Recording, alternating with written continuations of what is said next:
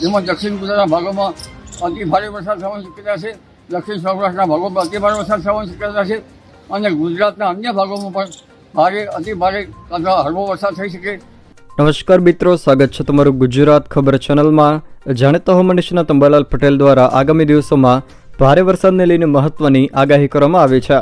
બંગાળના ઉપસાગરમાં સિસ્ટમ સક્રિય થતાં આગામી દિવસોમાં વરસાદના રાઉન્ડને લઈને તેઓએ મહત્વની આગાહી કરી છે.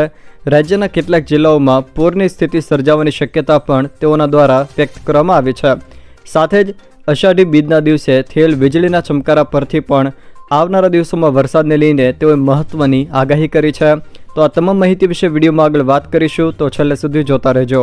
તે પહેલાં તમે મારી ચેનલમાં નવા છો તો ચેનલને સબસ્ક્રાઈબ કરી લેજો, જેથી મારા આવનારા તમામ વિડીયોની માહિતી તમારા સુધી પહોંચી શકે.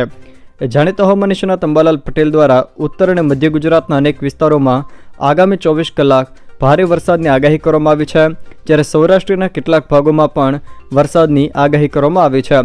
ભાવનગર, બોટાદ અને અમરેલીમાં પણ આવનારા 24 કલાકમાં વરસાદની તેઓએ આગાહી કરી છે.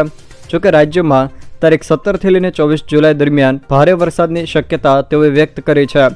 સૌરાષ્ટ્ર, મધ્ય ગુજરાતમાં અતિ ભારે વરસાદ વરસવાની શક્યતા છે, જ્યારે ઉત્તર ગુજરાતના અરવલ્લી અને સાબરકાંઠામાં અતિ ભારે વરસાદની શક્યતા તેમના દ્વારા વ્યક્ત કરવામાં આવી છે. તેમજ તારીખ 17થી લઈને 24 જુલાઈ વચ્ચે દક્ષિણ ગુજરાતના અનેક જિલ્લાઓમાં પૂરની સ્થિતિ જોવા મળશે તેવું પણ તેમણે જણાવ્યું છે. જોકે પવનની ગતિ 30 કિલોમીટર પ્રતિ કલાકથી લઈને 50 કિલોમીટર પ્રતિ કલાક સુધી રહેવાની શક્યતા પણ વ્યક્ત કરી છે. તેમજ રાજ્યના કેટલાક ભાગમાં ખાસ કરીને આહવા, ડાંગ અને વલસાડમાં પૂરની સ્થિતિ તારીખ 17થી 24 જુલાઈ દરમિયાન સર્જાવાની શક્યતા તેમના દ્વારા વ્યક્ત કરવામાં આવી છે.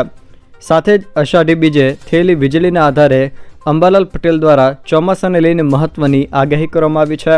તેઓએ જણાવ્યું છે કે ચોમાસું ફરી વળાંક લેશે.